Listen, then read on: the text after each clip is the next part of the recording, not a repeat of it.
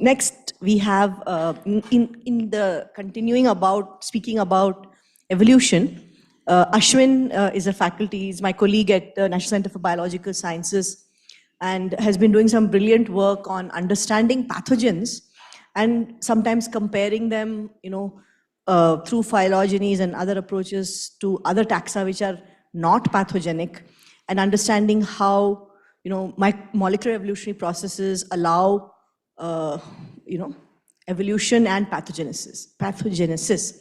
So he's going to talk to us about that, and he doesn't have a presentation, so hopefully it's going to be very interactive. Very interactive, and they'll like to keep it flexible as well. In fact, this is only this. Unfortunately, it's only the second time I'm actually entering ICTS in all these years. I've cycled around, but nice place. Yeah, it's just very quite nice. One of my colleagues who has come here more frequently than I have said that they have actually a chalkboard, a big chalkboard. So I decided, okay, no presentation. I'll use the chalkboard, not one of those scams with that marker, which don't work half the time. Right. So what I want to do is, in a sense, well, I would literally take a step back, and I will talk about bacteria in general and the forces, evolutionary and molecular forces, that we now understand are the driving forces, primary driving forces behind the evolution of bacteria in general and pathogens in particular.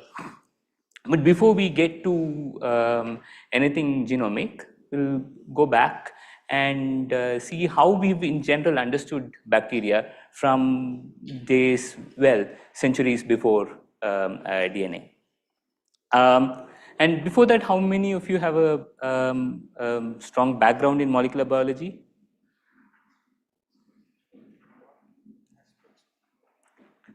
Right, core molecular genetics of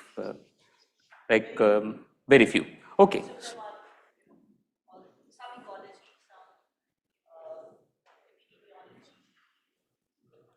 Okay, that's good.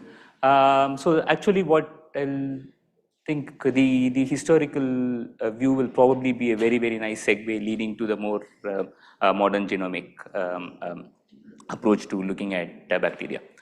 Right. So the bacterial story really starts 300 and something years ago, in the 1670s.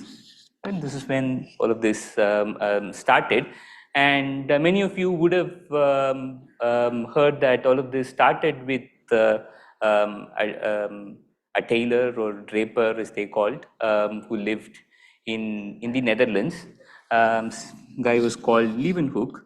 There are many different spellings of this guy, Leeuwenhoek, Dutch name, however you pronounce it, can pronounce it that way.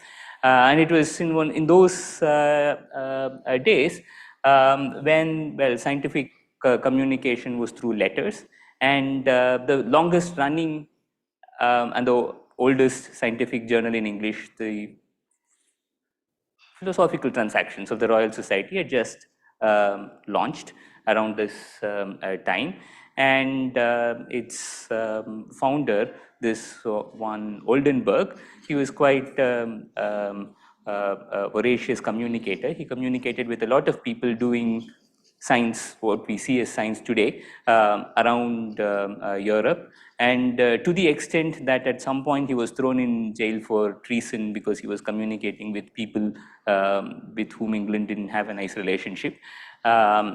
And he suspected that, so he called himself, instead of Oldenburg, he called himself Grubendol, which sounds more suspicious in his communications, but he still ended up in jail. Luckily, he was out in 3 months, and then he was able to communicate with Leeuwenhoek.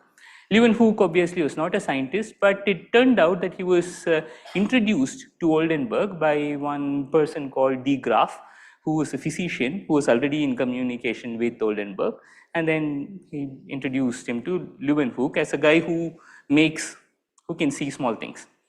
Around this time, microscopes were already there. It was essentially Galileo's telescope turned this way, and compound microscopes were there. Robert Hooke had already seen things. The term cell had been coined, and Leeuwenhoek was basically a master of making glass, and all his microscopes were single lens microscopes, not the compound microscopes. Basically, a glorified magnifying glass is what he was using, and once he was introduced, eventually in 64, 65, around that time, he said, I can see things in water, in rainwater. He did a lot of controls, and he also had his own way of measuring things. He would say, okay, so many of these tiny creatures can be put next to each other, and then that will be equal to the size of a grain of sand, such things.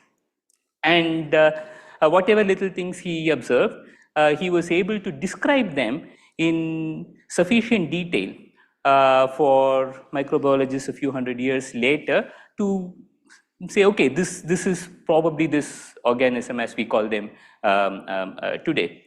So a lot of his work was translated in the 1930s by a microbiologist called Clifford Dobell, and his book is available on archive.org. You can just download it, download a PDF. And he does claim that he is the first microbiologist to in fact look at Leeuwenhoek's original in Dutch and then translate them to into English. And he says, okay, this one is a protease, this is a rotifer, and this is a bacterium. And Leeuwenhoek started off, he was the first person to describe microorganisms, which he called animalcules. And he was the first person to describe bacteria. And it also turns out he might have been the first person to describe anaerobic bacteria as well, long time before oxygen was known to humankind. And he also did antimicrobial testing. He tested bacterial growth against vinegar, very nicely controlled experiments. And by the end of this century, he was, as Robert Hooke says, he's pretty much the only professional microscopist on the planet. And he was by far the best. And with a single lens microscope, he was so famous that even the Tsar of Russia shook him by the hand, according to some description of his. The Tsar of Russia, he visited him and shook him by the hand. Huh. So he was that famous. But what he didn't do was that he didn't teach anybody. He didn't teach. He said, well, people are lazy, I will not teach them. So I don't want to teach them, right? Nobody has that, that drive that you need to learn. Young people don't have that. He said all of that. He didn't teach anybody. He lived for quite a while. He was lived into his 90s, and he kept seeing new things and writing about them to Royal Society. Didn't teach anybody. In fact, it seems he never even showed his best microscopes to anybody. And some of them are sitting in some museum now, and they've been looked at, and now, and we know that they give some 400x magnification beautifully today. It's in some place in Netherlands that these things are in some museum. And even his, some of his specimen were recovered only in the 1980s. They were just hidden in some book in the Royal Society library, and one guy was looking there and he found this specimen. He could still see them in the microscope, beautiful. It's still beautiful. He could prepare those samples so beautifully, and they've been sitting in this in the back of some document, and it was recovered 300 years later and it's still fine. So that was Leeuwenhoek, because he didn't teach many people. Nothing much happened in this field, and then microbiology really blossomed only in the second half of the 19th century. After this, 200 years, very little happened. There was some here and there. There's some references to germs causing diseases and so on, but not much. Until, I would say, five probably the more important people around in the second half of the 19th century. There is Ferdinand Kohn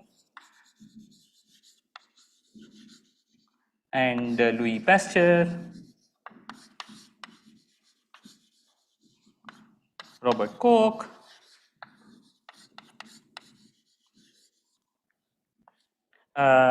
Sergei Vinogradsky,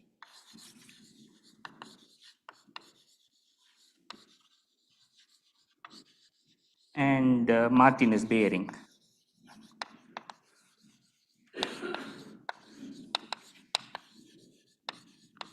all in the second half of the 19th century. It's pretty much similar time as Darwin and so on. We're into the world of evolution and so on. Of these, probably Louis Pasteur is probably the most famous and who's worked on both general microbiology, where he started off with fermentation and showed that yeasts were responsible for fermentation, which we take for granted today, but apparently for some reason it was believed at that time that yeasts were in fact product of fermentation, and fermentation itself was some kind of a vibration or some such thing. So that's what people believed, and he showed that it is the microbe, the yeast was responsible for fermentation. And then he was one of the discoverers of the germ theory of disease, and he also showed that there's no spontaneous generation, that you need to for a microbe to be born, you must have a parent that is also a microbe, at least after the first organism came on the planet at least. So that's Pasteur. So he's a chemist and who was also interested in microbial processes. And then of course he did rabies vaccination and all that. And though people think that he may not have been very ethical in his science and so on, did not give due credit to others, etc., probably hid. So quite a few. First was there is one guide, rabies vaccination. I think it was on Toussaint, somebody who he knew about it as well, it seems. He had he admits to the other person's primacy in his private some diary, but never in public. And apparently also some experiments that went against were his thing, he sort of suppressed and did all of that. But it turned out he was mostly right, so he still remains a legend. These two, like Pasteur, were also general microbiologists, though they never did anything on the medical side of things. Behring detested the medical microbiology even because he was refused an appointment by Robert Koch, so he disliked medical microbiology. But these people did important things. They, in different forms, discovered chemolithotrophy. Chemolithotrophy, the oldest forms of metabolism, pre-sugar metabolism that still exists. Sulfur cycle, nitrogen cycle, various components of these were discovered by these people. And sometimes it's staggering that starting from scratch, Winogradsky discovered sulfur oxidation within 2 years. It's just some of this fundamental stuff done in like a short while, including field trips and then the biochemistry, all of that. So that's, and Behring especially left a huge legacy going down to the second half of the 19th century, several people who made important contributions to microbiology, and we will talk about some of that shortly. And Robert Koch is an out-and-out medical microbiologist, and that comes from his background as a physician, and covered tuberculosis and so on. And these two didn't like each other. They fought with each other. Robert Koch thought this man was sloppy, well, he's French, German, they didn't like each other in general at that time. So there were all kinds of issues, but they all made their contributions. And then and Ferdinand Kohn, we'll just mention him a little later. As we got into the 20th century, much of my progress in microbiology really came not from general microbiology, but medical microbiology. And this especially was driven by antibiotic discovery. And it started off with Paul Ehrlich and his chemical screens that led to the discovery of arsphenamine or salvarsan, which was, despite having toxicity issues, was successful as a drug against syphilis. And then we get to Fleming.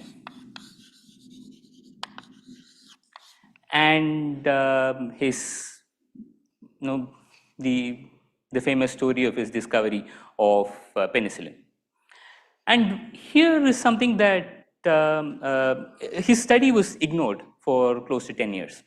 And it is here that he mentioned, so he himself says he was cited by himself and a couple of other people till,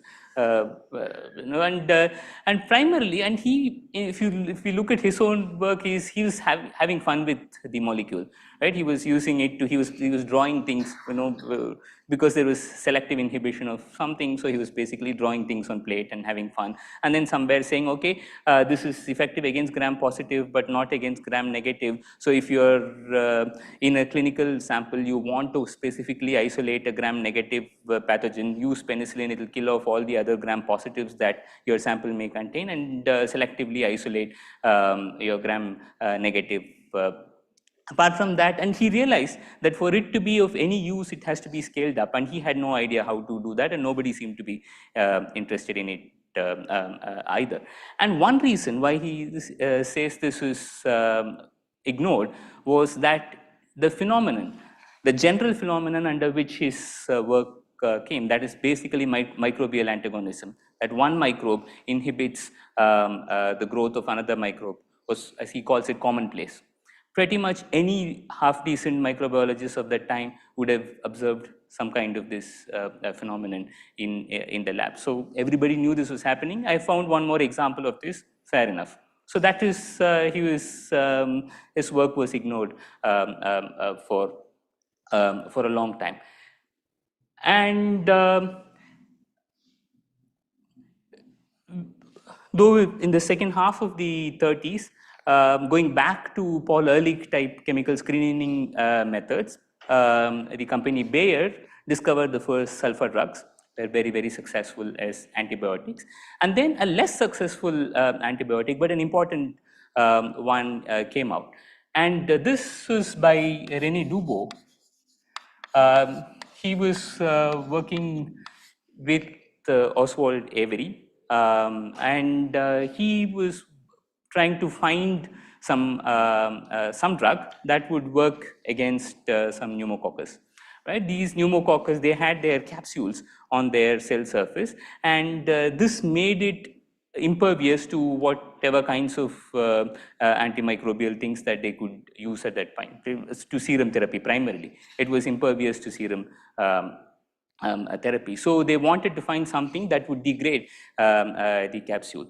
And so he basically took an ecological approach. So these capsules are complex sugars. So he went around to some marshes and bogs, which where there was a lot of these complex sugars in the environment, and then he tried to take those and then from there enrich certain bacteria which had the ability to metabolize these kinds of complex sugars, break them down, and then utilize them. And through that, and then other types of enrichments where he tried to feed a mix of bacteria from complex environments with some other pathogenic bacteria and see if it would enrich for something that could kill these, and then see if he can isolate the molecule that does that. And he did these, and then he came up with gramicidin. And this is, it's not taken orally, but it's used as a cream now. And the discovery of gramicidin did two things. One, the approach that he used to discover gramicidin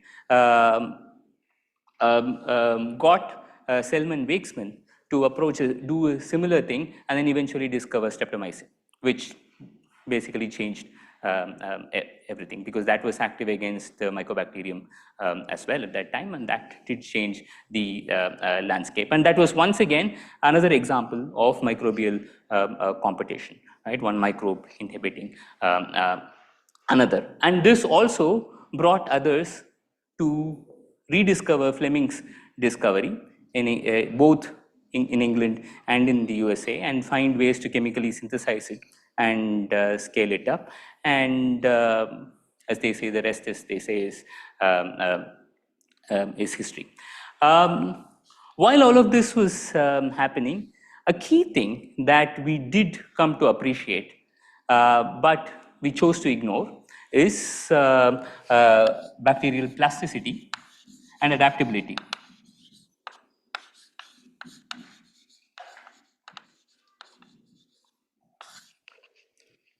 The first of, okay, so there are two directions to it. One is antimicrobial resistance.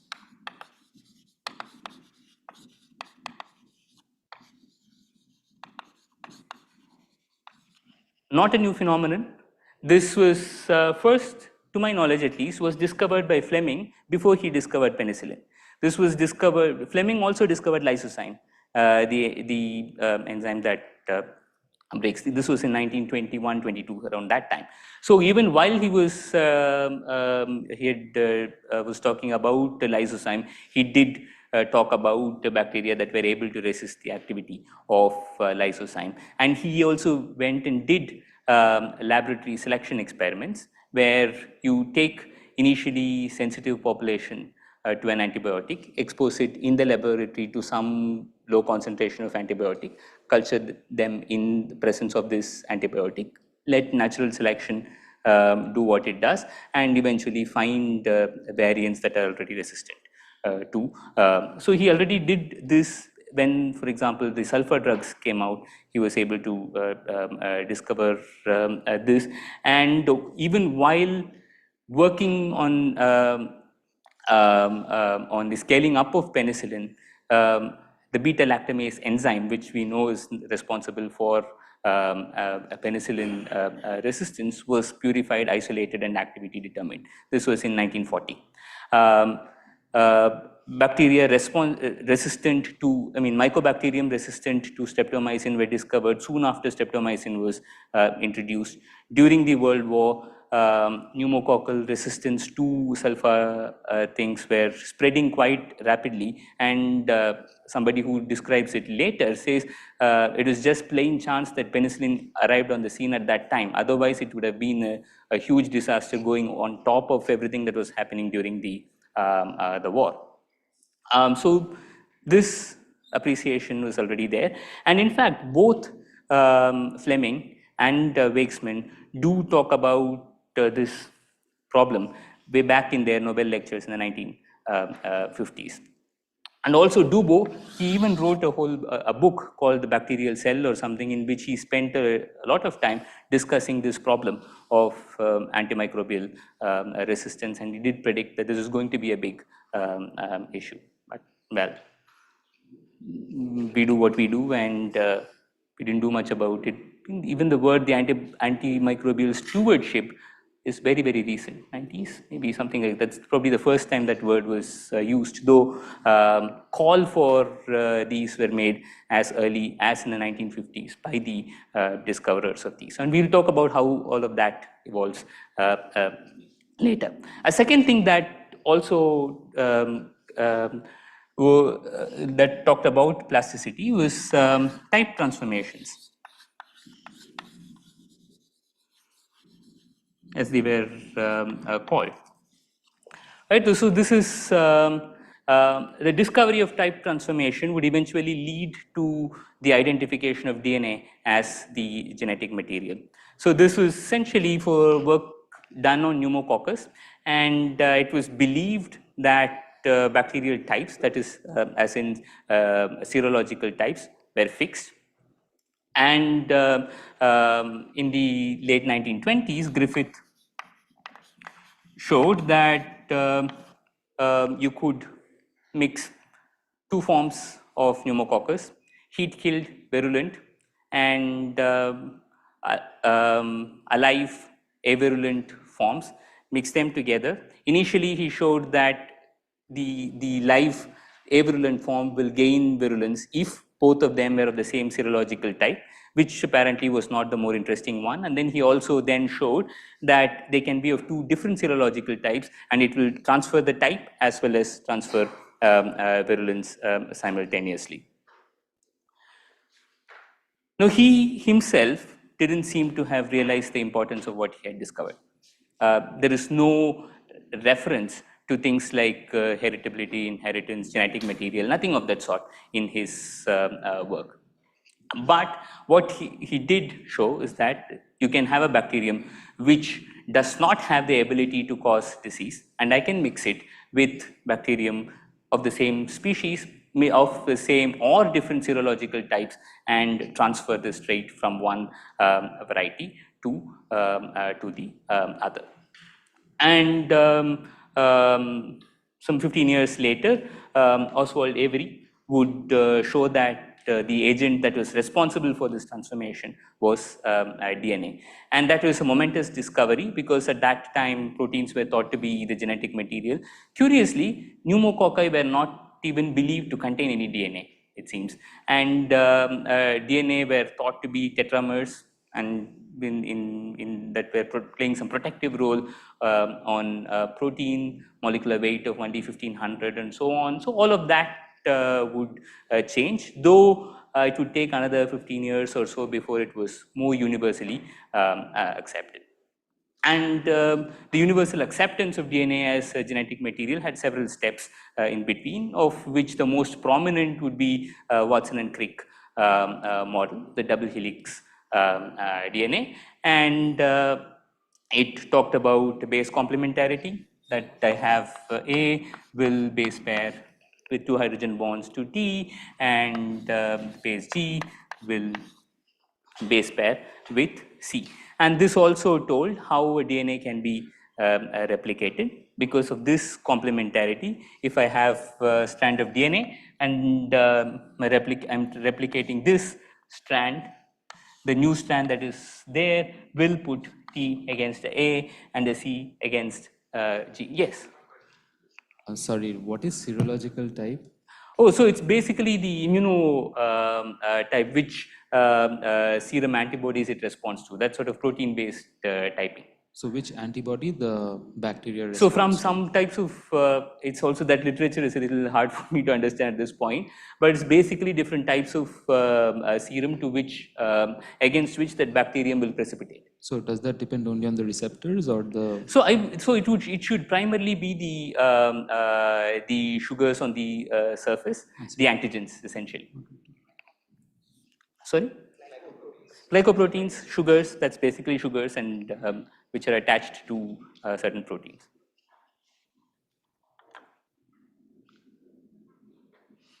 Okay, so once this came, and then in the late 50s, semi-conservative replication was discovered. So if I have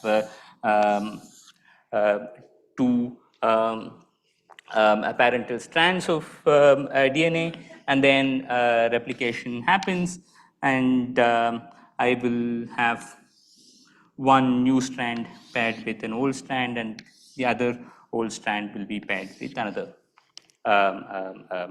new strand. So this semi-conservative replication was discovered, and a combination of many different things then also told us that the DNA sequence is read, and it has to produce an RNA intermediate before proteins can be produced, that the ribosome will go on these RNA intermediates to produce protein. So this essentially was the central dogma being established. So that I have a piece of a DNA, it is replicated in a semi-conservative manner, and any of these strands can be read in theory, and it can produce an RNA sequence which will be identical except for you replacing T. It will be identical to one strand and complementary to the other strand. The strand to which it is identical is called the coding strand, and the strand to which it is complementary is called the template.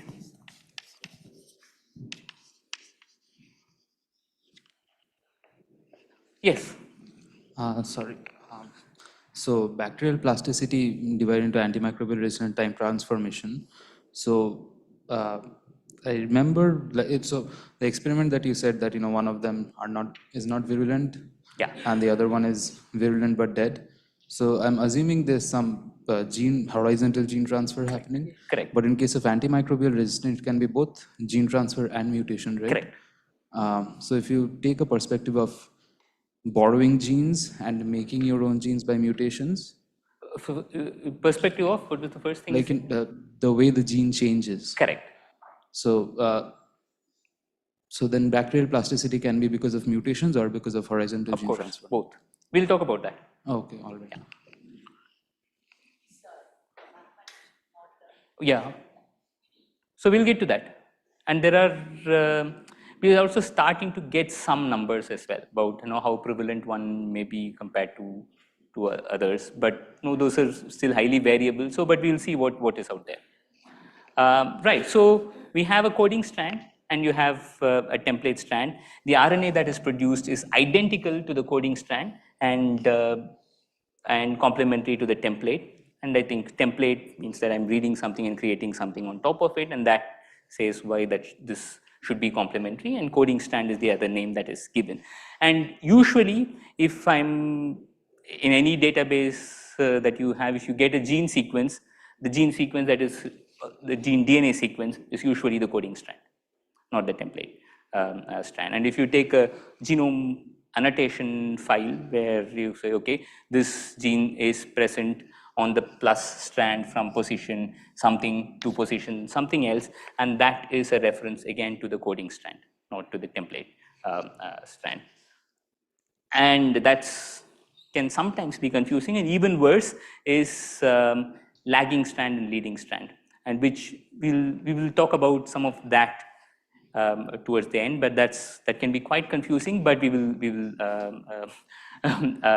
get to that.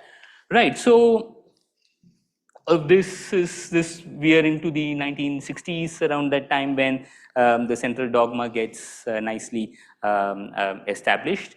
And a key realization, apart from all of this is from the bacterial physiology itself, no mechanism known, right? It's just these things can happen. They have a plasticity in their traits. They can evolve interesting abilities in some manner. And in parallel, the molecular sciences are doing what they're doing, and then they're saying, now clearly DNA is the genetic material. I know how a DNA can be replicated and that information transferred from parent to children, and I sort of know how this information can be read eventually to produce to proteins.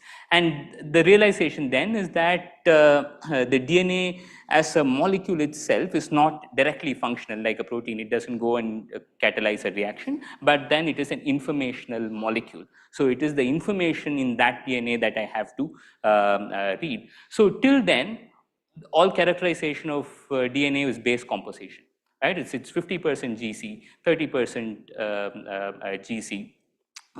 So at that time, most of the eukaryote genomes that were characterized were mostly about 50% GC content. So 25% G, 25% C, 25% E, 25% T. So that was so it was believed that yes. We consider most of the time GC content rather ET. Is there any strong reason for that? I have no idea why. I don't know. It's basically one minus that or 100 minus the other. So. Is there any connection between the functional aspects of GC with respect to biological function compared to AT? Or? There's no clear reason why it should be. It's just some convention that must have arisen at some point. Yes. So you're right. I always use GC content less than far less, more. I don't use AT. But strangely, there is probably some functional thing also. If I'm talking about promoter, I talk about AT content. Mostly G, yeah. Yeah. I don't know. So I was just going to add something to that comment. GC content, if you have GC-rich regions in viral genomes, I'm a virologist, I don't know for bacteria, they're harder to uncoil. So that has direct implications for virus replication as well. And GC-rich regions are typically harder to sequence. We have a hard time sequencing those genomes, so I'm pretty sure the triple hydrogen bond interferes with uncoiling of the DNA as well. I'm not sure if that's true for bacteria though.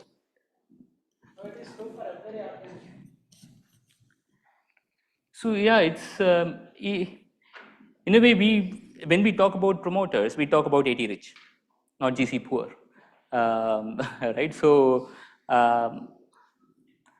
yeah, I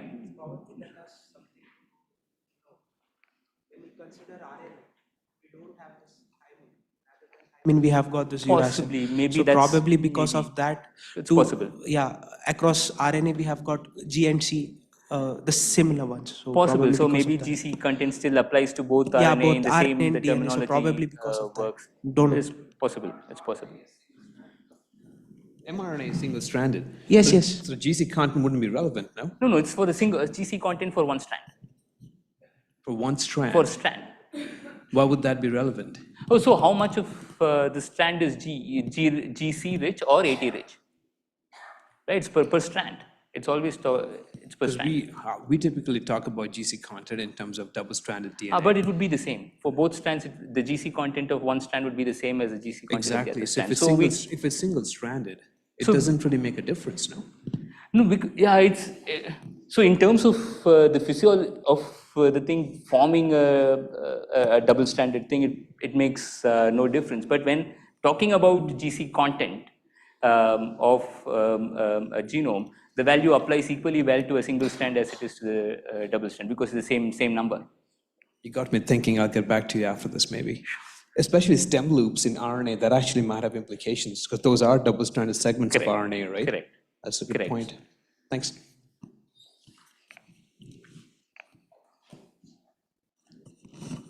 Okay, so now it was clear that the information on this, yes.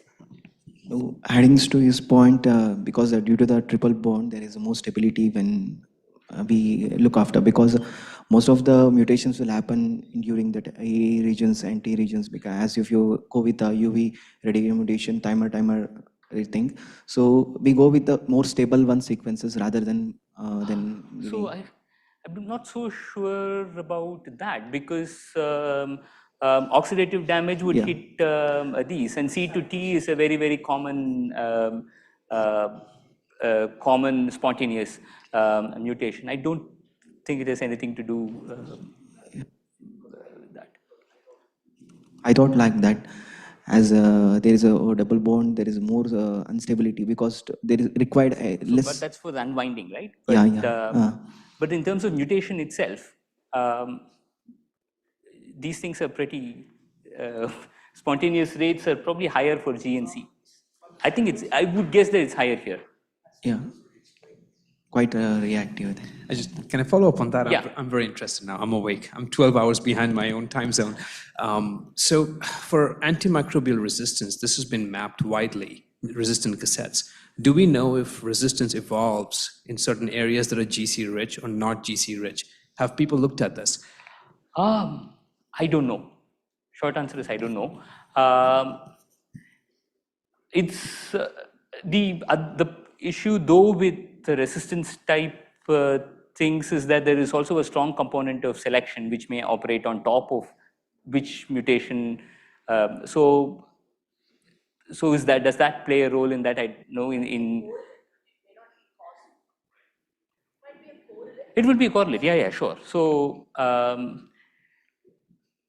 in general, the rate is a bit higher, but I don't know how much higher. Quantitatively, I'm not entirely sure. Because the most common spontaneous chemical change is C to T. Yes, if we go with the entire chemical structure of that things, so we can just correlate with that, right? It would be C. This would be more, probably they will undergo more mutations. Yeah. Cytosine to T is not Cytosine AT. is, yeah. So in fact, you also see that endosymbiont genomes, very small population bottleneck type genomes, which are supposed to have relaxed selection leading to a lot of gene loss and so on. What is there tend to be AT.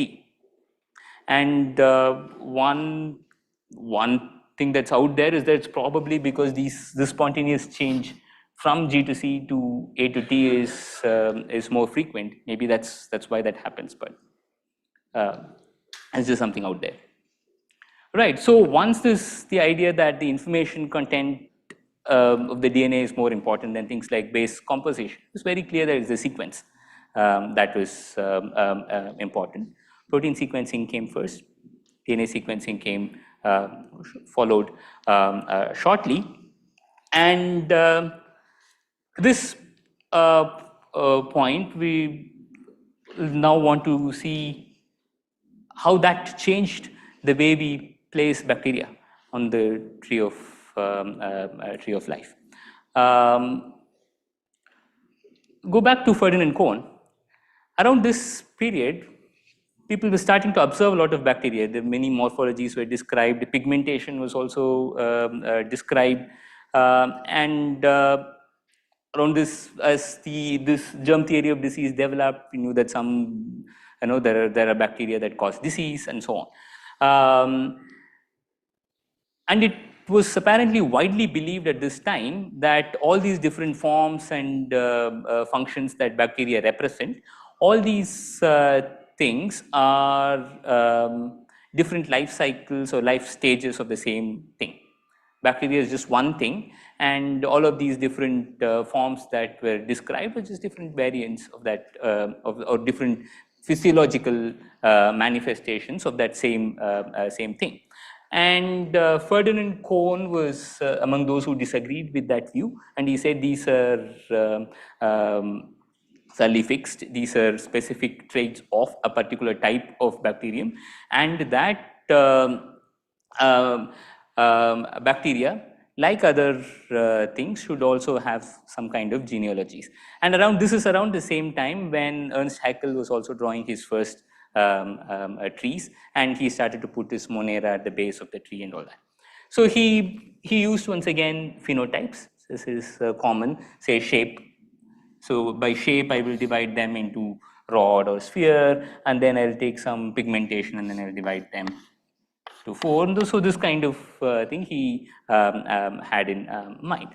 So one thing we want to sort of keep in mind is that when I'm doing a classification, is that there are two types. One is what's called the artificial classification. It's like go to a library, books are classified: fiction, fantasy fiction, crime fiction, boring fiction, and etc., etc.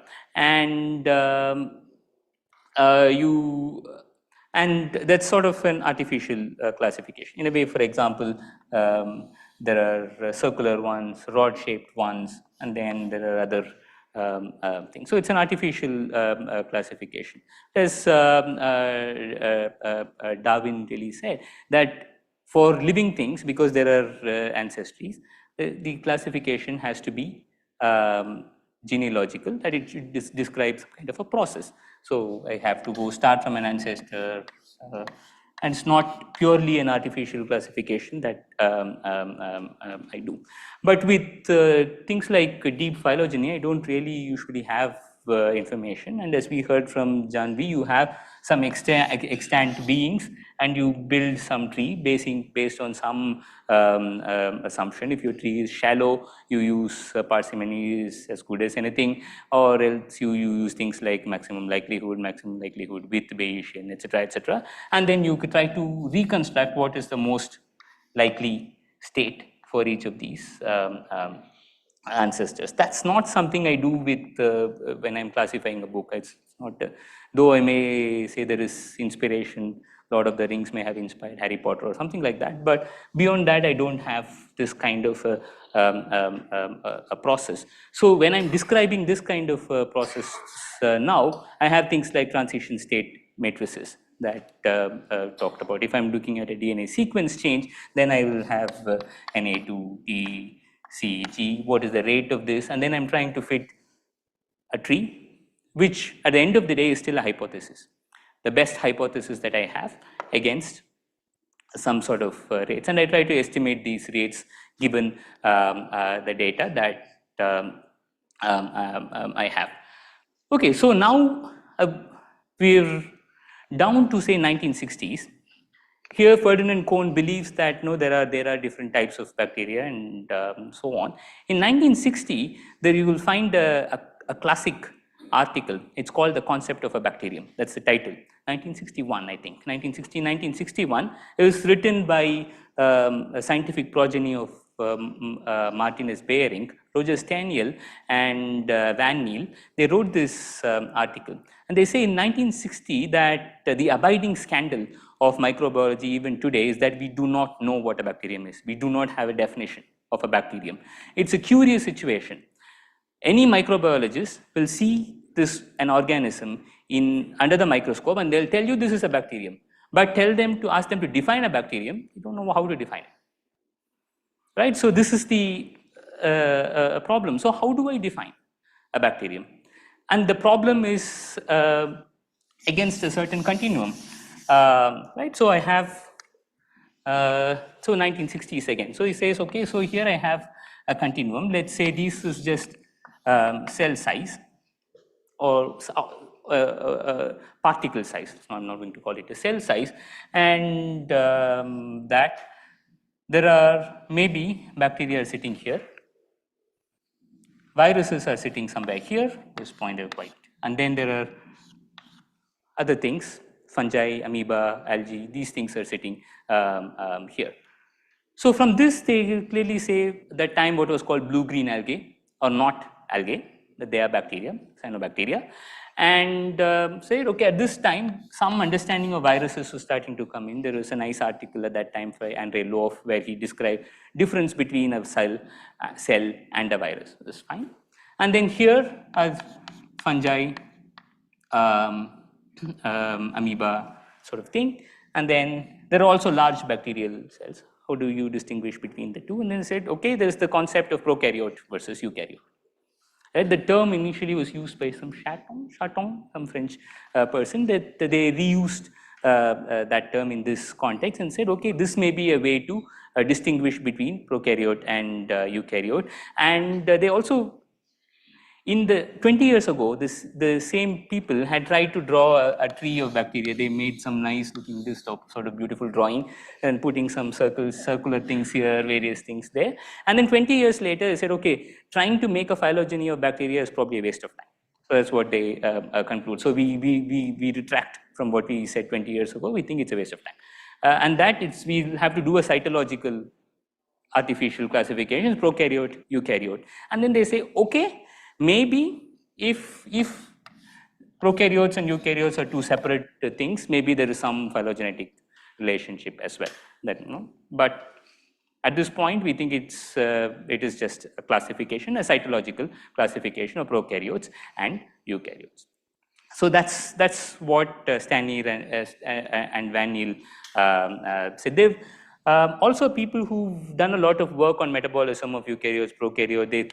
They've talked about universalities in metabolism between these different types of organisms. So they've come a long way and then said, yeah, we don't think we can do this well.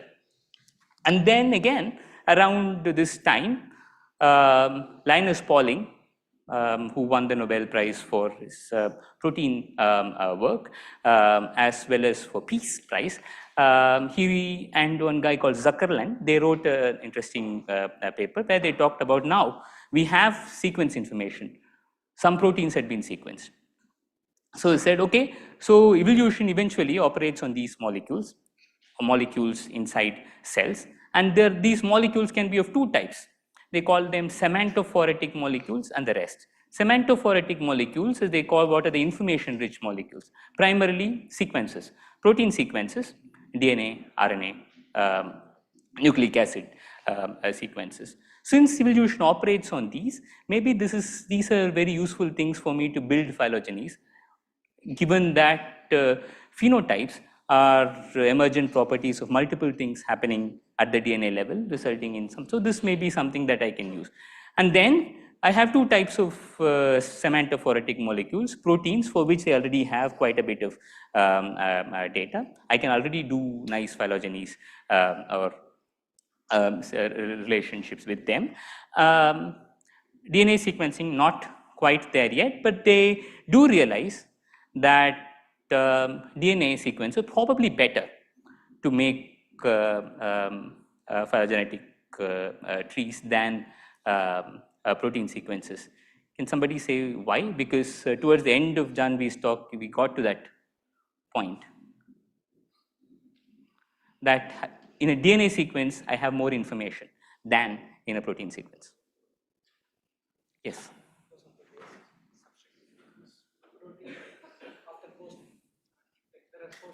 No, nothing, or none of that. None of that. It has nothing to do with any of that. Exactly. Yes. Go ahead. So if any changes in the nucleotide sequence, we'll get to know at the DNA level, not at the protein level. So the evolution we can track down with. So, oh, because at that time DNA wasn't sequenced, only proteins. No, but now also. But this was written then, no? Now also we are using more. Sure. Now we do because technology is there, but that has nothing to do with DNA sequencing. And when Pauling wrote it, protein sequencing was already there. DNA sequencing wasn't there. Right. And this is the. I agree with you. At the time, like Hargobind Khurana hadn't happened yet, so the codon usage and amino acids were not known. But now, even with genomics, you can predict proteomic data just using genomic data sets because you can translate it, right? We know the codon bias for humans and other animals mostly. So this time they knew that the triplet codon was degenerate, right? So that was known. And he knew that there were 64 codons to 20 amino acids, and the Nirenberg, Khorana, all of that was done. That was all done. That's the reason. So if I have DNA sequence, I can predict protein sequence. If I have protein sequence, I can't necessarily predict the DNA sequence because some amino acids will have 6 codon. I can predict where methionine is, I can predict where stop is, and a couple of the things, but mostly I cannot because that information is lost in a protein sequence. So the DNA sequence has. Can go with the transcriptome, right? Or if you need an entire protein. We can go with the transcriptome, right? Rather than going with the DNA. So okay. So if you there are okay. We'll get to that point in a bit. So what works and why one thing is better than the other. Okay, so can I?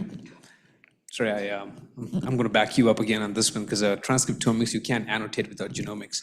So if you don't know the genome sequence, your transcriptomics alone doesn't mean very much. You'll have to de novo assemble it to even give you a genomic sequence. So it's like transcriptomics in a potato, for example, but you don't know what a potato genome looks like. You wouldn't know what those RNA reads mean, right? And RNA de novo assembly is quite a bit messy, much messier than genomic DNA for whatever reason. It's just, for some reason, it keeps giving far more fragmented sequences than DNA sequencing. I think it's just prepping DNA is probably much better than prepping RNA. For protein, because, well, we'll say why that is a problem when we just talk about what sequencing does. Okay. Just 1 second, I'll interrupt. So basically, remember, yesterday Robin talked about natural history and how a lot of our understanding of ecology and evolution stems from natural history. In some sense, we are seeing the same process here, where people started by looking at bacteria, looking at cells, and being fascinated by how they look and what they do, without necessarily delving into why they do this and what are they and so on and so forth. And as technology, as methods kind of advance, more detailed understanding kind of becomes possible. Sorry, I just thought we could draw that back. On that point again, there is, if you look at the 2021 annual review of microbiology, this is some kind of a special issue. This was some 75th anniversary issue of this journal, and the opening article in this is a personal interpretation of the history of microbiology by a fantastic microbiologist, Roberto Colter. So he talks about how we've tried to understand things, how things started as a general microbiology. I'm interested in studying microbes. And then for some reason, he calls this a schism which happened in this field. Medical microbiology took over one side, molecular microbiology took over the other side, and general microbiology or microbial ecology and so on went went somewhere. And none of these people didn't talk to each other at all. And they were all living in their own world. The molecular microbiologists wanted to look at their particular molecule entirely diverse from the place of that molecule in the organism's lifestyle. And medical microbiologists cared only about disease, nothing else, and where the so and then he talks about that now there seems to be a revival in interest in looking at all of these processes in a context of general microbiology, and we'll see where it goes. So it's a fantastic short article. Do take a look. Right. So with all sequencing coming in, Carl Woos then came into the picture. He was interested in the evolution of the genetic code, and some rudimentary forms of sequencing were coming in. Sanger was doing some of that, and said, okay, I can get a lot of ribosomal RNA. If you take a bacterial cell that's growing, right, some 80 to 90% of all RNA in that cell will be ribosomal RNA. Pretty much all the transcription is transcribing ribosomal RNA, and he could easily isolate them, and he was looking at deep phylogeny. This is also a question that talked about, right? Do you want what sequence do you use to make a phylogeny? So he used the term a molecular chronometer. I want something where the evolution or changes in that sequence represent some clock, some measure. When I'm looking at deep phylogeny, I can't entirely I have to make a compromise. I can't find things that are varying freely. The problem with that is, which is very different from some of the sequences that one uses in epidemiology type studies. The thing is that when you're using things that are varying quite a lot, they're not even conserved, right? Many of these organisms will not have them, or they would have varied so much and they would have had a lot of going back and forth and so on, and it becomes very, very difficult to deal with highly variable sequences. If I want something that is slow evolving, then that means it's also under severe constraint. So what do I use as a molecular chronometer? He said, I will use 16S ribosomal RNA. It is highly conserved. It is there. Every organism has ribosomal RNA. Every cellular organism has a ribosomal RNA. So I can use that. But this is also under quite a bit of selective constraint. But it seems to have regions which seem to be evolving a little bit more freely, and different regions seem to be evolving at different rates. So I can use different regions of this sequence to look at evolution at different time scales. If you're looking at different strains of the same bacterium and you're trying to make a phylogenetic tree out of this, you will get nothing with a ribosomal RNA. It will be pretty much identical across. The resolution that it can give will distinguish between genera, and in many cases will distinguish between species. But within species, it doesn't go there. But he was interested in very deep phylogeny. I have some rRNA sequences from some eukaryotes. I have some from some bacteria. And then he did this and he said, oh, this thing which we thought was a bacterium is not a bacterium.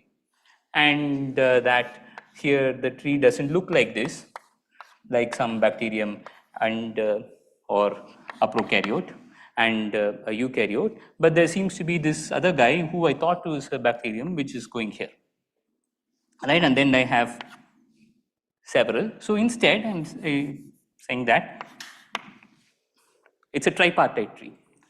The idea of eukaryote-prokaryote dichotomy being entirely phylogenetic is probably not appropriate, and it's not a dichotomy, but it's a tripartite tree that I have bacteria, archaea, which seem to be equidistant from bacteria and eukaryotes, and then there are eukaryotes. So this is the tree that has survived for a very, very long time. Now there is with more genomic sequences coming in and so on, there are different things. One idea that we have is that clearly bacteria are different, and you may have archaea here, and you may have eukaryotes here, and then there is the other thing which says, well, eukaryotes are not like this; they are basically a branch of archaea, right? So, but clearly, eukaryote seems to be out of. It's still cytologically valid, but in terms of this thing, it's probably no longer valid. Yes. And more detailed thing, it's though now the relationships between different types of bacteria and so on are reasonably fine, where the root of the bacterial tree is, where the root of a eukaryotic tree is, it's a bit up in the air. This was in 1990s-ish. Carl was 80s, 70s, 80s. I mean, I'm 70s, curious 70s, to in fact. know how did they get archaebacteria back then? Like, they knew archaebacteria existed in very extrophil the atmospheres, but how did they bring it to lab and study it? Sergei and all? Vinogradsky in the 1870s or 60s or something like that, he went to Sulphur Springs to get the chemolithotrophs. So microbiology itself is very, very, very, very advanced. They're doing a lot of wonderful things with the weird bacteria. So this is that they knew how to do. And I think they had a couple of archaea at that time that were sequenced, and he called them archaebacteria at that time. Now we don't call them archaebacteria anymore, we call them archaea. PCR, yeah, attack. It's from, it's a hyperthermophilic thing, right? So, but generally a lot of this was also just exploration, descriptive work. Like, for example, sometimes we may be thinking, especially in disease ecology, like we have no clue. Are these pathogens? What are these things we're sequencing from some organism? But a lot of it starts with exploration. Yeah. And in fact, Vinogradsky, he was interested in this bug called Begiatova, which was collecting sulfur granules in the lab that he was in. Already had some Begiatova that they were growing in the lab. Said, no, I will go back to the sulfur spring and I'll isolate my own natural isolate. So there was, it was all just going and trying to understand what these weird things are, these small organisms that seem to be doing powerful things. That's where it started. So they knew this. And then this thing came, and now more sequences, more possible molecular chronometers are out there, and trees are evolving. As I said, though largely the relationships among different clades are fairly okay, the root is not. There are several different theories for where the eukaryotic root may be, and several different theories for where the bacterial root may be. But whatever be the root, what we do realize is that whatever we call as last eukaryotic common ancestor, LICA or LUCA, the last universal common ancestor, was not the first life form or any such thing. It is already a fairly complex being with nice cellular components, with with proper transcription, translation. All of that that's as far as we can go with sequencing. Whatever was there prior to that, we do not have a handle from this kind of work. Okay, so now we take a little jump, and now we assume that sequencing is in a great place. Carl Woese started with a rudimentary sequencing, but then sequencing improved, and sometime in the 70s, the first genome of any organism was fully available, and this was of a bacteriophage, a virus called MS2. It's called MS2 virus. Interestingly, that was not a DNA virus, an RNA virus, and that was a virus which had 3 genes. Small thing, and each gene was sequenced separately, and the third gene was sequenced by Fears, or one person called Fears, and in 1970s, and that is the first genome to be completed. And since then, several genomes were sequenced, primarily viral genomes, and especially the lambda phage, which is a nice big viral genome, very, very, very well studied from a molecular standpoint. Its life cycle was very well understood, and that was sequenced late 70s, early 80s, sometime in the early 80s. And then the Human Genome Project was announced, and then things started happening. Okay, so we're talking about this RNA versus DNA sequence. A big constraint whenever I'm doing any sequencing is that let's assume that I have a piece of, this is some genome, okay? Let's say it's some, right? It's a fairly, okay, before that I will do something else and then I'll come back to this. Let's get some idea for how much DNA or how many genes a cellular organism needs to have. So to do that, let's imagine a very, very, very minimal organism, right? A very, very, very bare bones cell, right? It just basically does basic functions and it lives in a very, very happy environment, right? Whatever food it needs is there. No harsh stress related conditions. No limiting factors, it's just there. It's just there. It's a very, very minimal organism. So, guess how many genes, roughly, ballpark, order of magnitude, do you think it would need? Oh, let's not get into C-value. We are not going to get into that. We are not talking about eukaryotic genomes here. We are not going to get into that at all. At all. No C-value paradox here. Maybe at the end, if we have time for the questions, we will probably talk about that, but nothing to do with C-value paradox. The reason I will say why that's not an issue for bacterial genomes is that unlike eukaryotic genomes, if I have genome size versus number of genes, I will pretty much get something like this, with some scatter, with some occasional things which are a little weird. So for most bacterial genomes, some 85–90%, something like that of the genome is just genes. Is a gene. Okay, so we will, so right now we are not interested in this question, but more in this, number of genes. Maybe more than 10,000? 10,000 is a very large bacterial genome. It's a very large bacterial genome. The largest bacterial genomes operate in that range. 10,000, 12,000, something like that. It's a very, very large bacterial genome. Probably 8 to 9. 8 to 9 genes. Do you think that's sufficient? Maybe. Let's see if you were to, it's insufficient. Primarily, if you were to just make an RNA polymerase, that's it. Even the ribosome, just take the ribosome. 2 to 5 kb is an average genome. So, not kb, MB is the average genome. So that's 2 to 5 to 5,000 genes, right? So, if you were to just take some basic processes, right, like say translation, and needs, I don't know, 70, 80 genes, something like that. That's the ribosome. And then there is the RNA polymerase, and then some basic metabolism, and so on. If you just sort of add up the essential core processes, core genetic processes, what is a core metabolic process is, it's hard to define, but let's assume it's just some eating glucose and breaking it down to something. Right, so if you do something of that kind, you will somewhere end up in a ballpark of 200 to 300 genes.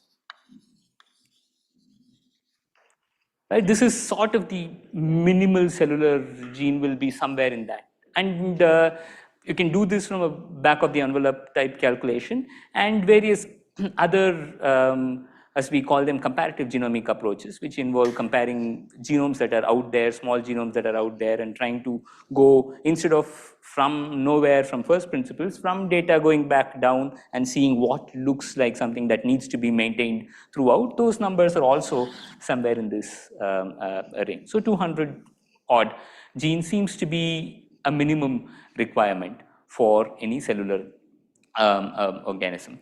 Now, since we have many who not molecular biologists, we need to talk about a couple of things.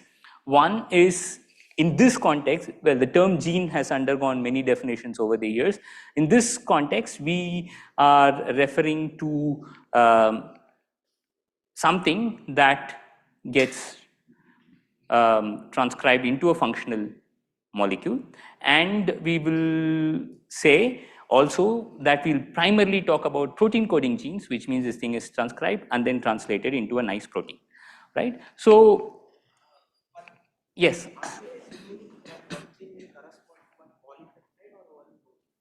So I'm not distinguishing between polypeptides and proteins right now, right? It's basically a protein is it is a sequence of amino acids that has a certain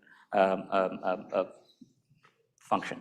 Making a very kind of, I guess, the most simplistic theoretical concept, that assuming that one gene has, results in one protein which can do one thing, something like that. And I'm not getting into eukaryotic splicing and exons, nothing of that kind, just a bacterial thing. So this is my gene. This is the level at which I'm operating, right? So, okay, so this is a piece of DNA. Somewhere here is a section which can get, it has a start codon, okay, and it ends with one of the 3 stop codons and has a certain set of features that helps me identify these as a gene. And that is an important term to have, because every pair of adjacent start and stop codons will not make a protein. If that is the case, this protein would be extraordinarily short and will do nothing. And then there is this, and then there is generally a transcription start site, which can be anywhere in this region, and this is where, and this region will produce an mRNA, and the ribosome will sit somewhere on that mRNA next to the ATG and then produce a protein.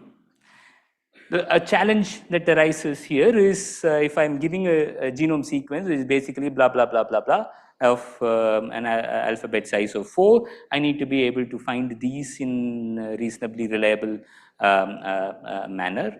And those things are not straightforward, but now these have become standard, especially looking for certain features that in the sequence that defines a gene may not be homologous to anything else that is out there as well. So, but let's say that I can find these, and usually a bacterial protein coding gene on average is somewhere in 900 to 1000 base pairs, corresponding to some 300 amino acid protein on average. But there's of course a distribution of much larger proteins, smaller proteins. So this is the average.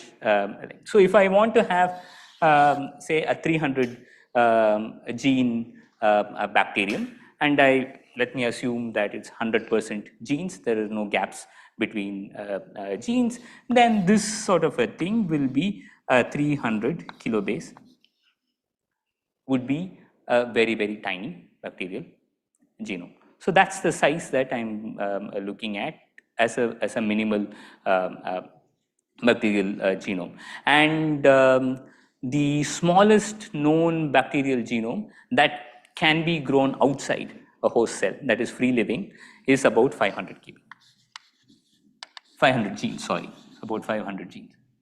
455, something like that. 450, 500 genes is the smallest known free living. It is also parasitic, but it can be grown in the laboratory in normal medium. These correspond to the Mycoplasma genus.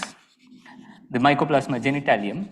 This was in fact, the second bacterial genome to be sequenced, and is still the smallest genome capable of free living life. Curiously though, the smallest bacterial genome that we know of is not even minimal. It's only about 100 genes. So they think it's probably no longer a bacterium, really, because it's not capable of free living life. These come under a category of organisms called endosymbionts. They live inside eukaryotic cells. And And many of these endosymbionts operate in this range, 200 genes, 300 genes, and so on. And this one that's 100 genes, they think it's already started sharing its genetic material with probably the nucleus of the host and is on the way to becoming something like a mitochondria or a chloroplast, becoming an organelle. These organelles presumably started their life as a bacterium which entered into endosymbiotic relationship with a eukaryotic cell and then lost DNA over time to become something that's not capable of, it's just about recognizable as a bacterium. And so probably that 100 gene thing is probably on the way to becoming a mitochondrion or a chloroplast. So this is where we start, right? Very, very small genomes. Mostly this size are already endosymbionts right now, which play important roles in sustaining the metabolism of their host. And usually these, the well-studied of these endosymbionts are endosymbionts of these insects which feed on xylem or phloem fluid. Xylem and phloem are extremely nutrient poor, and these essentially supply amino acids and help the host metabolize whatever they get. And in this literature, you will also find some really, really nice cases of metabolic complementarity, three-way metabolic complementarities. For example, I have a host cell, and so let's have, and this host cell basically is living in xylem or phloem, gets no amino acids from its food source, and this guy is basically an amino acid machine. It produces amino acids for, like mitochondria produce energy for a eukaryotic cell, modern eukaryotic cell. This thing basically supplies the host with amino acids. And you also find cases where you have combinations of where there is very nearly perfect metabolic complementarity between the two of some set of essential amino acids. This produces a small a proportion. This doesn't produce any of those, but it produces the others and transports those out. One supplies vitamin, the other doesn't supply. And so you will find all these kinds of interesting minimal complementarity systems among endosymbionts. And that is in this size range. And usually, on average, a free living bacterial genome that we know of will normally have about 1,000 genes and above. Mycoplasma are some of those exceptions which are capable of free living life but are smaller than this 1,000 to 1,200 genes. Now, if I look at the distribution of genome sizes, so genome size, a number of genomes with a certain size, I start with say 100, 200 genes or 200 kilobase, and I have usually the peak is at around 2 kb, or sorry, 2 MB. And then there are bigger genomes. So this peak is at around 5 MB. And this is where very cosmopolitan bacteria that are with extensive metabolic capabilities, like say E. coli, Pseudomonas, all these interesting things sit here. And this area, you'll less than 1 MB, you will see things like Helicobacter. The next speaker, Niaz Ahmed, has worked extensively on epidemiology of the Helicobacter genomes. I don't know if he's going to talk about that, but these are very, very curious, interesting genomes. So this is basically your, yes? Sorry, can you help me read that graph? Yeah. So GS, genome size, means that the size of a single gene? No, this is the whole genome. The entire genome. So it's not a histogram. This is a histogram. So this is the genome size. Okay, so this is the number of genomes that correspond to a certain size. Number of genomes corresponding to a, so you take a bacteria. Yeah. And you have the entire DNA. Yes. And so you know what genes are there. I'm just counting the number of genes, say. Counting the number of genes with a or particular the number gene of base. size. Like particular size. Yeah. This can be genome size or number of genes. These two are generally very tightly correlated. Okay, so the second peak, what it means is you have high number of genes which have very large, like more base pairs. In total, I'm not commenting on the size of an individual gene.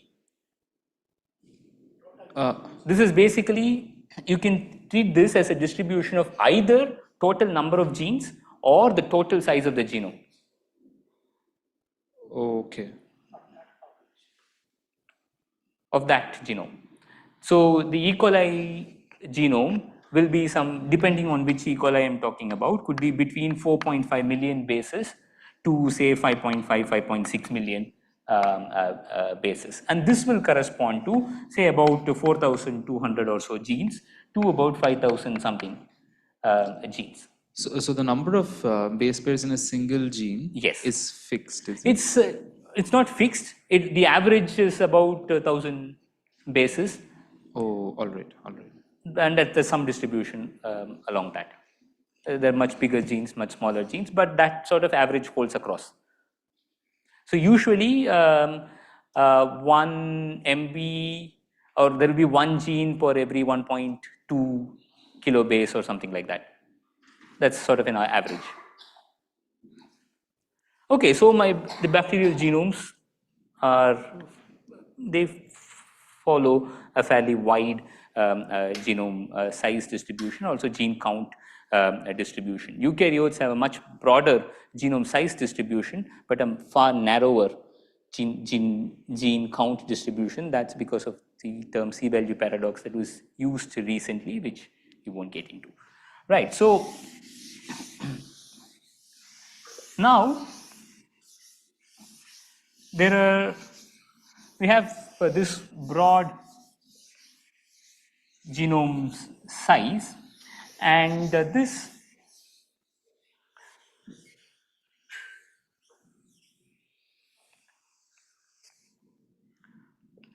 and if I have some kind of a tree, I would have started with some genome size somewhere, some number, increase, decrease, increase, increase, genome size, maybe decrease. All of these processes can happen, right, as I go along this tree. Genomes grow in size, genomes contract in size.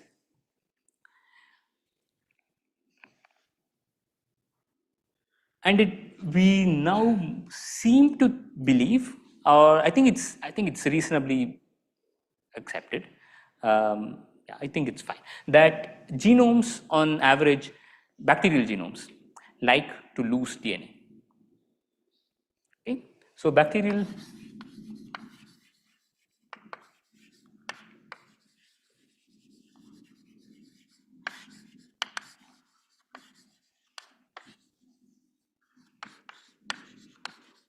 Okay, the initial evidence for this came from studies from say 20, 25 years ago, when the first set of genomes were starting to come out, and they wanted to see what are the neutral processes. This is, if in the absence of selection, right, what will happen. So to do that, most of the bacterial genome is under selection. Most genes that you pick will show the DNDS will be like 0.01, 0.02, something like that. It's very, very, very low DNDS value, which also we heard from Janvi a couple of hours ago. So genes are under selection. So if I want to look at this process, what do I look at? They looked at what are called pseudogenes. Okay?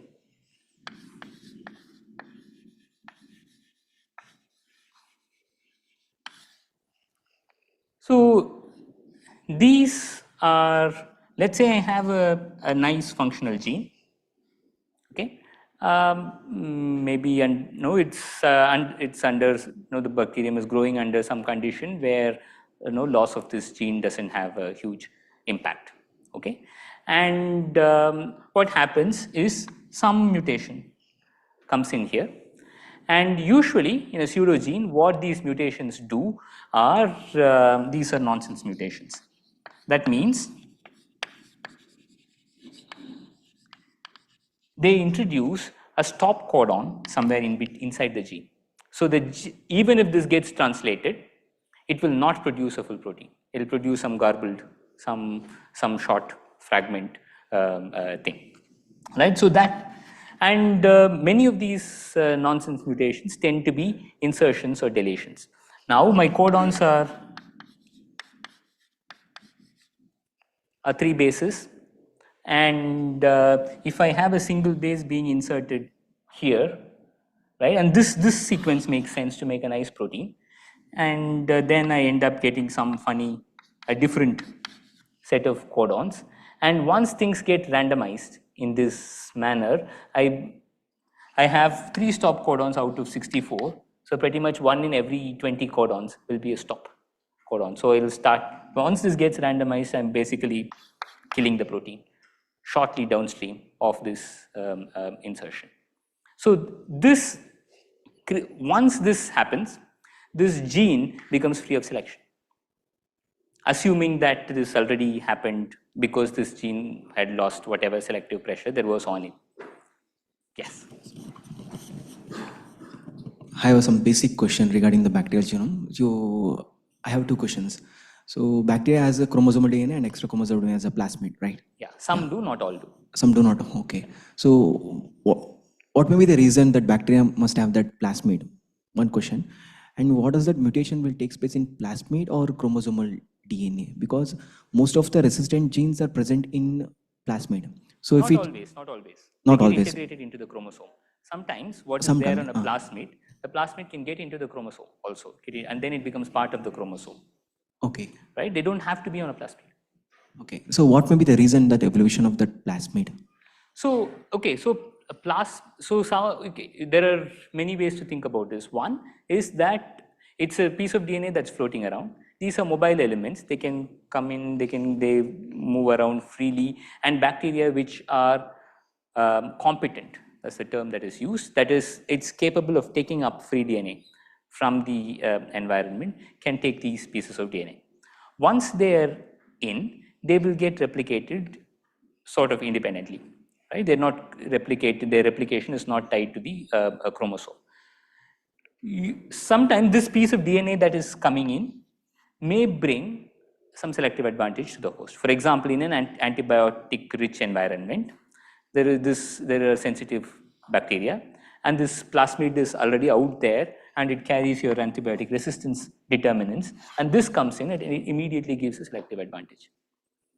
But the maintenance of these kinds of elements, plasmids and a few other types of selfish genetic elements, is not just because of this kind of conventional selection that it gives. They are also selfish. So in a way, you can think of these pieces of DNA as having a life of their own, and certain genes that these carry, for example, what we call as toxin, antitoxin genes. What these things do is make the host cell addicted to the plasmid. Okay, so these are very curious things. So I have my plasmid, which carries a toxin, antitoxin set of genes, and let's assume that these are two different proteins. As the name says, this is a toxin. The other is the antidote to the toxin. This is toxic to the host cell, and if the antitoxin is there, it will protect the host cell from this toxic activity. So a cell, if it's taking this plasmid, it needs this antitoxin. If it loses this antitoxin, this toxin will kill. Now, the cells can lose plasmid. Plasmids also come with their own cost, right? I will not talk about it in much detail, but Michael Lynch, in 2015, he had this beautiful paper called Bioenergetics of a Gene. Okay, so what he is doing here is, if I have any piece of DNA of length x that a cell has, what is the cost of maintaining this gene? Assuming this gene has no function whatsoever, right? Zero function, right? Doesn't do anything. It's just some piece of DNA that comes in. And what is the cost of maintaining it, right? And how expensive any gene is relative to how expensive it is to run the cell. Right? It's like if I'm charging a mobile phone in ICTS from here, it's not a big cost. But if I'm running a shop with one small battery and I want to charge my mobile phone there, it's a disaster. Right? So he tries to get the overall metabolic expense of a cell, and he finds out that it just correlates nicely with the volume of the cell. And then he for the cost of a gene has several components. One is it's just replication. Right? How every base you need to synthesize the nucleotides, and also during the process of replication you are breaking phosphates, you're losing energy from that, and then you have to unwind DNA, blah blah blah. All of these add some certain cost. So he's trying to calculate that cost of a single piece of DNA of a certain length. And he is trying to calculate this for an average bacterium, an average fungus, an average mammalian cells. And then similarly, cost of transcription, cost of translation. And if it's a DNA, I'm just doing only one copy. RNA means there's already more copies, things become more and more expensive, and translation is very, very expensive. And he is calculating all these values, and what he is saying is that even 10, 20, 100 base piece of DNA in a bacterial cell can be very expensive if it is not functional. And it becomes expensive, and that value on its own is not very meaningful unless you consider population size as well. Bacterial population sizes are large, and therefore small selective values can also be of importance compared to eukaryotes. Using all of that, he is showing that even a single gene in a bacterial cell, just the cost of replicating it can be very, very expensive. So a bacterium would not want to keep a plasmid unless it is forced to. If it's just a useless piece of DNA that's coming in, it will want to throw it out under selection. Now, but a plasmid, if it's bringing in an antibiotic resistance cassette in a beautiful antibiotic-rich environment, does what it does, conventional selection. But then if it's not bringing that, this helps. How does it help? Now, let's say I have a bacterium which gets this plasmid, and this is started producing its toxin and antitoxin. And then this, I have it one downstream, one will have both. And now this is, decides to throw the plasmid out. Okay, plasmid is out, and the protein is still there from its previous generation. Okay, and then this keeps going down. This should dilute, eventually dilute. Now, these things are very, very smart, these toxin antitoxin systems. The toxin protein is much more stable than the antitoxin protein. So, even as dilution comes in, the time when antitoxin gets to zero, leaving the toxin intact, right? You leave the toxin. And so there's a term that's called post-segregational killing.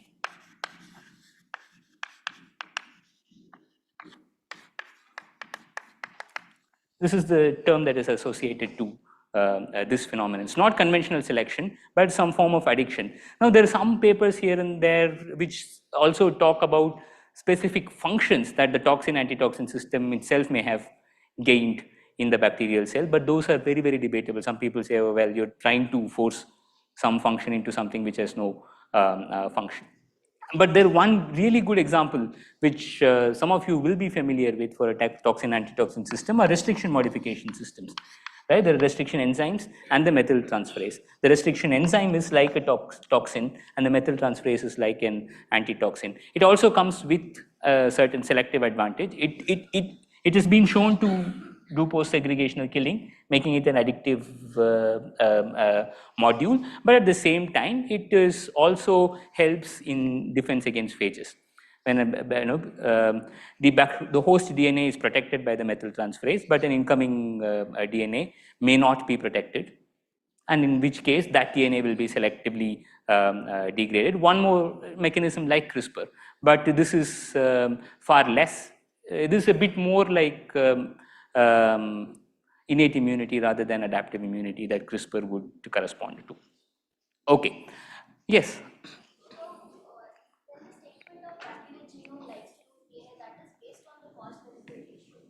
It's, we assume so, right? But in this, these are purely observational, right? When I'm looking at, okay, so when I'm looking at these pseudogenes, now these are free of selection, and it generally looks like a pseudogene is getting shorter. Once it forms a pseudogene, it gets shorter. It doesn't, it doesn't accumulate so many insertions, but seems to get more deletions. And some sort of more phylogenetic studies, good luck to you if you can exactly understand what they did in that paper, because it's very cryptic. And this is Eugene Koonin, back in 2014 or so. The title goes like Genomes in Turmoil. And they look at fairly shallow phylogenies for about 35 different clusters of bacteria. And they seem to say that in general, gene loss exceeds gene gain by some small folds, something like 2-3 folds, something like that. So gene loss seem to be going on at a higher rate than gene gain. And this you would be in contrast to eukaryote genomes, where rampant duplication just goes all over the place. It's huge, becomes very, very huge. That doesn't happen. And Lynch's argument is that if you consider the bioenergetics of the gene, you can explain this, because in a higher eukaryote with fairly small population sizes, a piece of DNA is not that expensive. So that's the idea that he's, one can argue about some of the details, but that's the broad. So these suggest that gene loss seems to be more prevalent than gene gain. And similar things have also come out in laboratory evolution experiments. And in these, where I'm basically taking E. coli and then just growing them in the lab, right? Pure culture over a generation. The most classic experiment of that was done by Richard Lenski's lab. He started this evolving some lines of E. coli in the lab in the 1980s, and it is still ongoing. So it means he's done some 60,000-70,000 generations of E. coli have been maintained.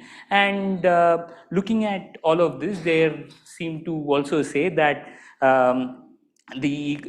it's over 50,000 generations, some 70 kb of DNA has been lost. And of course, in this case, they do not allow any gain of DNA by things like plasmids, right? Because that's not available. And so under that circumstance, so any gain will have to be duplications and small insertions and so on. And clearly, deletions seem to dominate that. And similar things have been seen in Salmonella as well.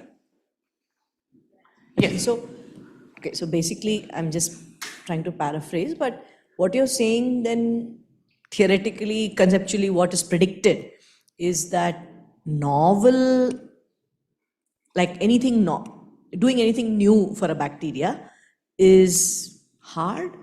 It's so again. It's easier to get rid of redundant stuff. Yes, that's its. And if that has been happening for a long time, then there'll be lots of specialized kind of bacterial genomes. Yes. But there should. But if it's a new environment, adapting to a new environment is hard. And it then, so what the idea is that over time, so I'm going to introduce this term now. This is a good time to introduce this. All of this introducing a plasmid type transformation that we talked about, and also what some bacteriophages do to bacteria when they enter, add their DNA, it comes under the term of horizontal gene transfer, right? And that is a predominant way of gene gain in bacteria. Gene loss happens. Gene gain, unlike in eukaryotes, where there's a lot of duplications of transposons and so on, in bacteria, what one seems to see is a lot of horizontally acquired DNA. And various studies, just a minute, I'll finish this. Various studies have shown that the gene gain rate between horizontal transfer and duplication in bacteria could be maybe 10:1 type ratios, that is 10 times excess horizontal transfer over duplication. There are some more subtleties involved, we won't get into that. So a lot of antimicrobial resistance, especially in things like E. coli, enterobacteria, not so much in mycobacteria, are through horizontal gain. And the idea that is out there, talking about gene loss, is that in the absence of gene gain, this genomes will keep shrinking. In the absence of gene gain through horizontal transfer, if there is no horizontal transfer, genomes will keep shrinking, and that's what the laboratory evolution experiments have shown. And they show so many one bases, something per generation, that it will lose a DNA on average. Of course, it's not like one base every generation, it happens in some clusters. So that's the idea. And then again, Kunin, in another paper, good luck to you again if you can understand anything about what they have done in that paper. They do claim that addition of any new piece of DNA can be explained only if that gene is given a nice positive selection coefficient. So any new piece of DNA that comes in will have to be under selection, unlike in eukaryotes. So that is the idea that they've made, which is we sort of intuitively understand, knowing what we know about bacterial genome, but they managed to provide some quantitative ways and actually being able to say, I put this parameter, I can get a genome size distribution which matches what is there, that sort of thing. So genome gain by horizontal transfer is important in antibiotic resistance and also virulence. It's been known since I think 70s or 80s when in I think Shiga, E. coli Shiga toxin has a bacteriophage origin. That is, it was being transferred into E. coli by a bacteriophage. And probably the most prominent and the famous example is cholera toxin. When the late 1990s, Matthew Waldor and George McElhanos showed that the cholera toxin in pathogenic Vibrio cholerae is a self-transmissible thing, and that comes through a filamentous bacteriophage, and that its receptor is also from another phage, and then there is, you need to have one to have the other, but you need not have one to have the other because there are other pathways of gain of the cholera toxin. So virulence, antibiotic resistance seem to be determined in large part by horizontal transfer. In things like Mycobacterium, antibiotic resistance seems to be driven more by mutations.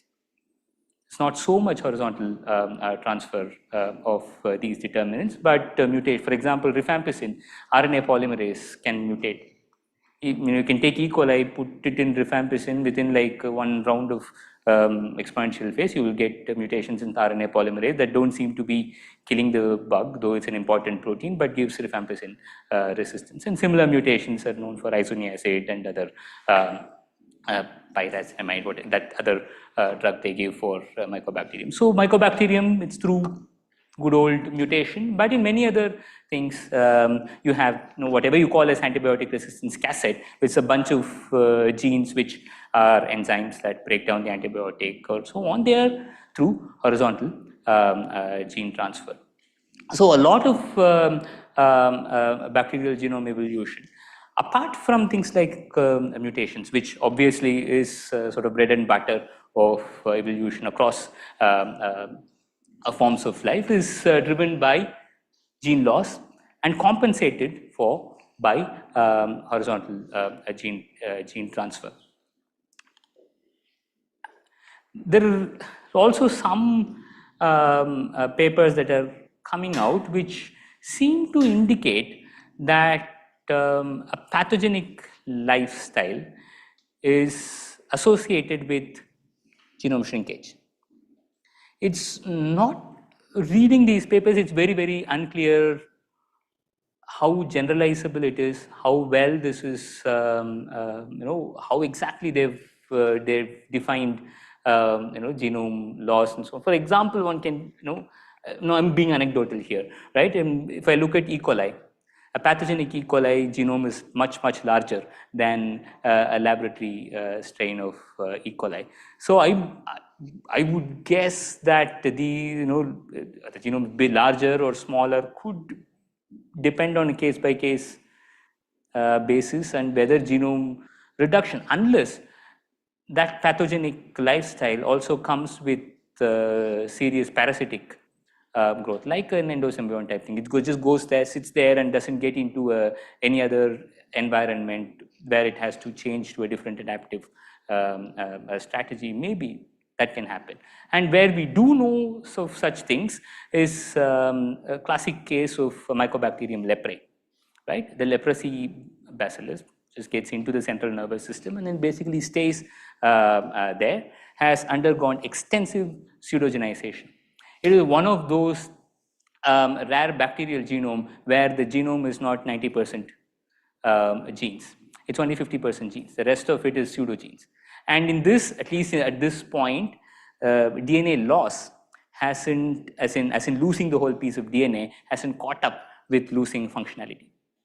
It is still a pseudogene, is still recognizable as a pseudogene that is similar in sequence to an intact gene in Mycobacterium tuberculosis, for example. That's one example where this is there is reduction associated with a certain style of, but they're both pathogens. Tuberculosis obviously is a pathogen. This is also a pathogen. But it's a different pathogenic lifestyle.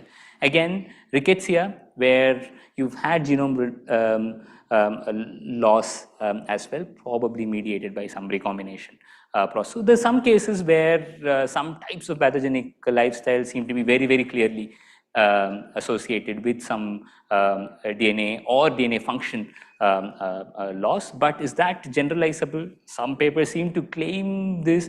And unfortunately, reading those papers, I don't think they have enough evidence or enough information for me to judge whether it's convincing or not. But Ashwin, that's still it's not an ultimate cause. It's approximate correlation maybe. Correct. That pathogenic bacteria seem to have smaller genomes, yes. right? It's a correlate. Again, is it a strong enough correlate is unclear. Yeah. But there are many sister taxa which are one pathogenic, one not. And so is it more instructive to study pathogenicity that way? And is it impossible to predict pathogenicity de novo just based on sequence? Sorry, I guess they're two slightly different questions. So some of these studies seem to look at sister taxa, as you mentioned, where they know that this taxa is predominantly pathogenic, this one is not. Now, predicting pathogenicity is in a bacterial system. One thing where it becomes a little straightforward is where you have a clear cases of homologs to known toxins. So there is a potential for it to be pathogenic. Now one would think, for example, things like secretion systems, which were originally associated, as linked as virulence factors, which send certain effectors into host cells, and that causes virulence, was probably associated with pathogenesis. But then it turned out that those things are strategies that bacteria use to interact with other bacteria as well. So it's not necessarily linked to pathogenesis. So I think if there are those kinds of clear toxin example, maybe one can say with some confidence that there is pathogenesis. And then the biggest problem are these opportunistic pathogens. How do we deal with them? They get into the wrong place at the wrong time, and then otherwise completely harmless suddenly blows up. So how exactly do I measure it as any minimum capability for it to cause disease?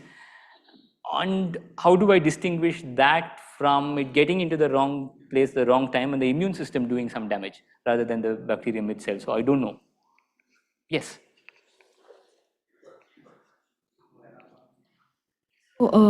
It's from the toxin antitoxin plasmid. Yeah.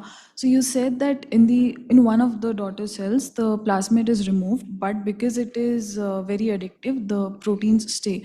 So when the next generation comes, would the protein be like equally divided? And because it is addictive, so would they have some memory in the forthcoming daughter cells? So when this as the cells divide, this will obviously dilute. right? There's no new protein being synthesized, and then there will be some degradation of these proteins. It usually is the case that this toxin is more stable than the antitoxin. So the antitoxin dilutes at a much faster rate than the toxin. So you end up with cells having only toxin. If these were going to dilute at more or less the same rate, it's not going to be as much of a problem, unless you at very low concentrations, maybe having just a toxin is one toxin is probably more dangerous than the ability of one antitoxin to neutralize it. If something like that is there, that's a different thing. But it turns out that the toxins are generally more stable than the antitoxin, so they survive for longer. So that kills.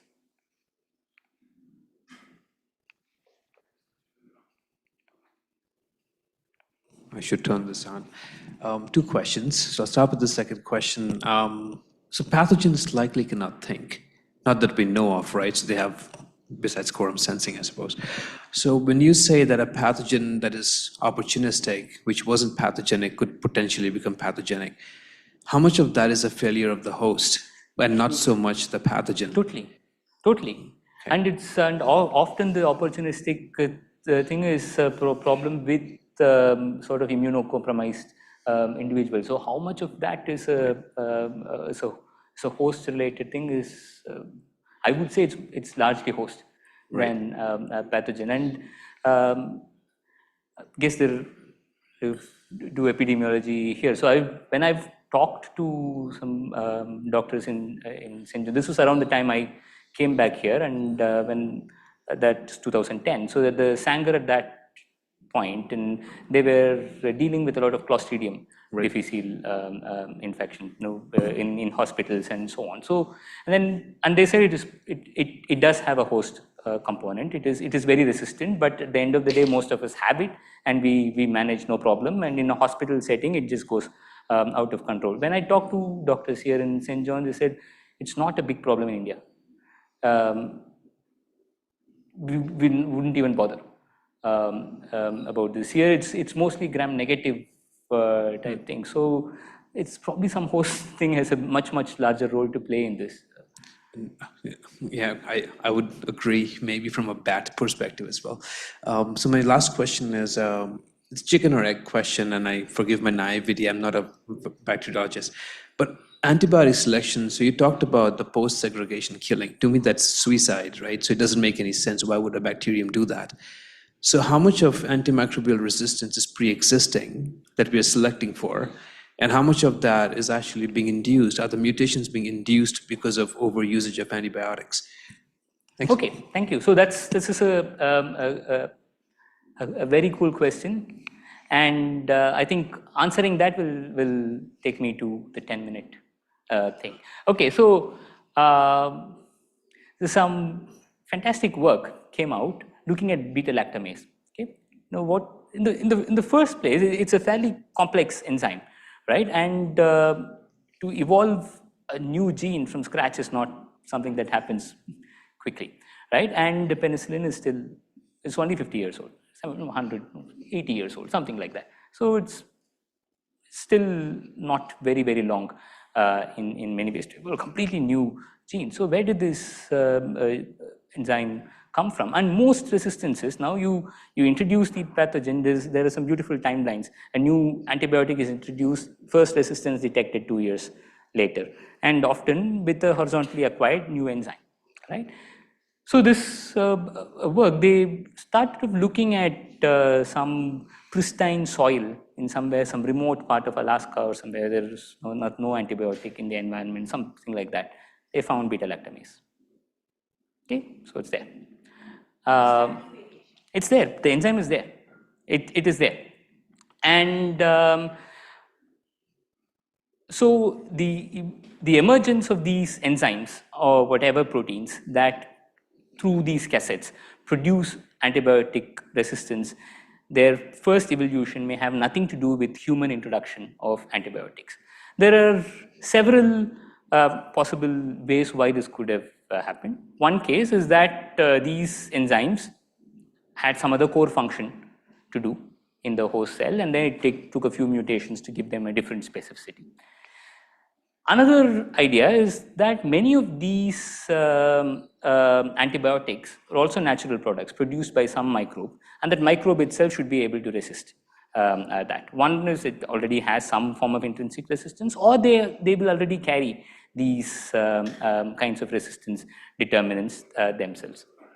And another very interesting possibility, I don't know how widely established this is that at very low concentrations, antibiotics act as signaling molecules. They're not necessarily killing molecules, but these are molecules that the bacterium uses to signal. What signaling purpose is, maybe it depends probably on the antibiotic, but these can act as signal molecules, and some of these resistance determinants in a community may be used as things like signal jammers that's breaking some kind of quorum sensing or some such thing. That's another possibility. The answer though is that these resistance determinants are quite ancient and way, they say it's probably some million years old, so predates humans, right, by some, so they're there. And of course, it probably has evolved to become more efficient, I don't know, compared to. So, they've done, now they've done several things. One is this is in some soil which they, to the best of their knowledge, has had no exposure to antibiotic. So, and it is there. And it's very, very remote. It's possible. And also many of the sequence reconstruction type things are dating them to.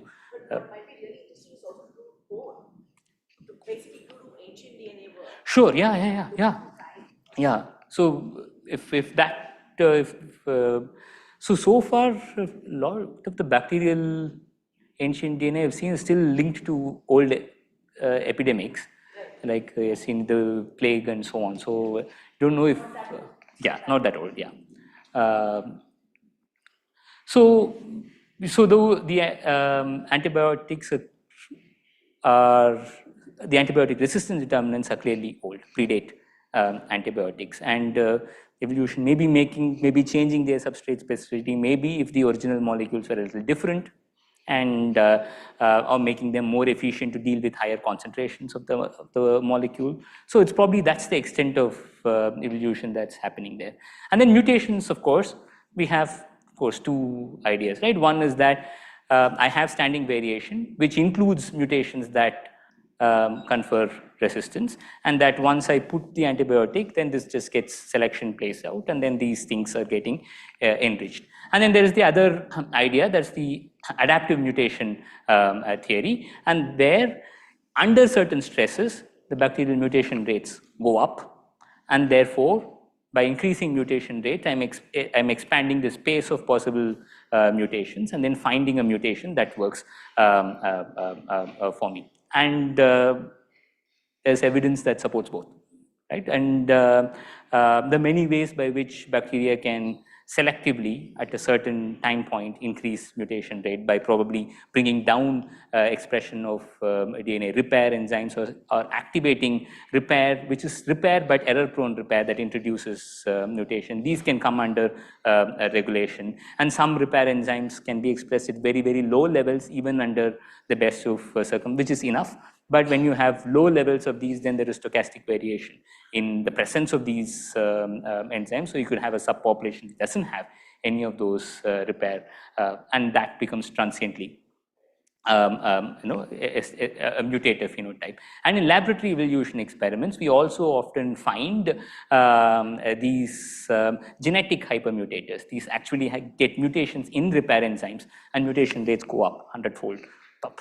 And they just, but those are likely to be far more problematic, because most of the mutations are going to be problematic. You increase the chance of finding an adaptive mutation, but you're also creating a huge set of mutations which are problematic. So what is the balance between the two? Compared to that, these transient mutations, which are physiological, some subset does, but it's only for a short time period. Don't keep a genetic hypermutated state for many generations is beneficial. For example, you can think about antibiotics that do DNA damage can potentially increase mutation rates themselves. right? The DNA gyrase inhibitors like fluoroquinolones, for example, can do this. But I don't see why something like a beta-lactam antibiotic should directly activate such pathways unless some sort of stress pathway feedbacks will lead to these things. So yeah, so antibiotic resistance cassettes are not necessarily things that evolved in response to human abuse. They've been around for a while.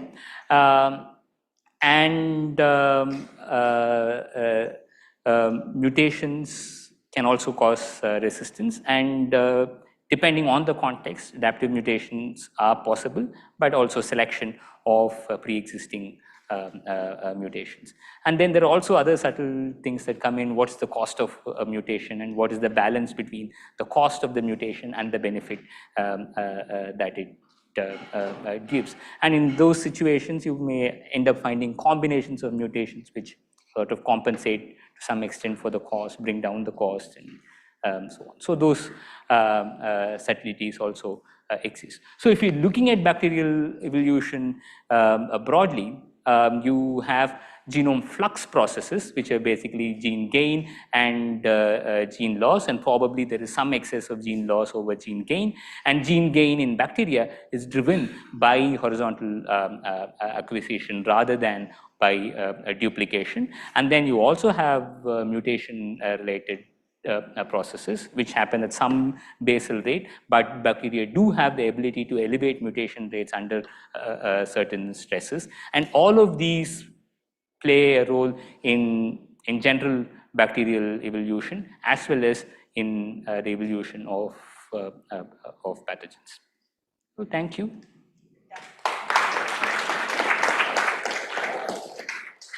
Yes.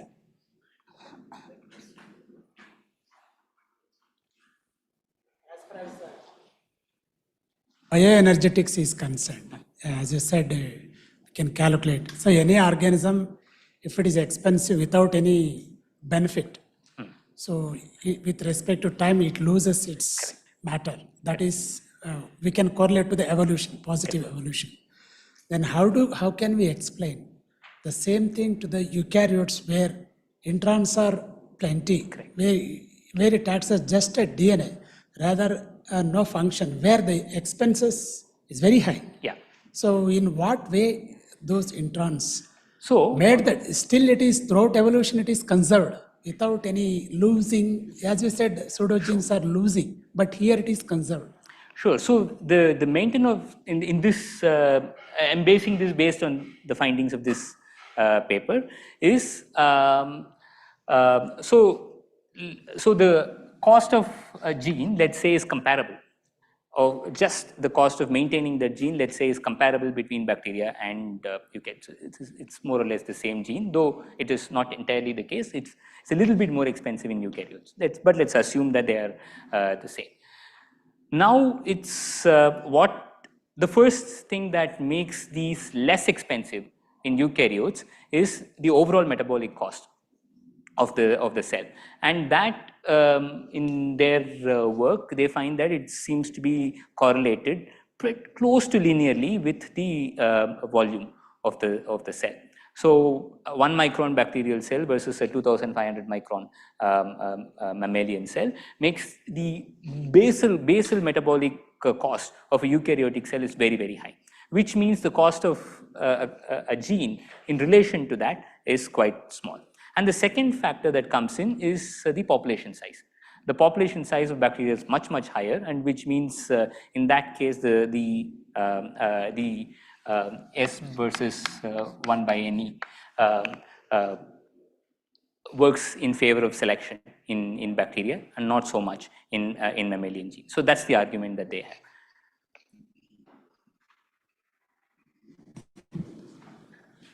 Sorry, but I thought that the mitochondria plays a very important role. Yes. Because in eukaryotes, that's like, I mean, so it does not have any, like the mitochondrial genes are very less, and then so they can produce a lot of the energy that is required to transcribe and translate all the genes in the nucleus. But in case of prokaryotes, they don't have mitochondria, so the potential difference is right across the cell membrane. And the mitochondrion was a bacterium. That's the correct idea, right? Yeah. Right. Yes, that's true. No, I thought that was like the main difference why eukaryotes have so much morphological complexity. So probably it because you have multiple mitochondria also producing more energy. But the volume correlation is not, it's a correlation, it's not necessarily an explanation per se. It's based on their measurements of energy consumption over cells and volumes, and they find an empirical relationship, right? That a larger cell seems to have a much higher basal metabolic requirement, and probably that increased metabolic ATP requirement is provided by multitude of mitochondria that they have.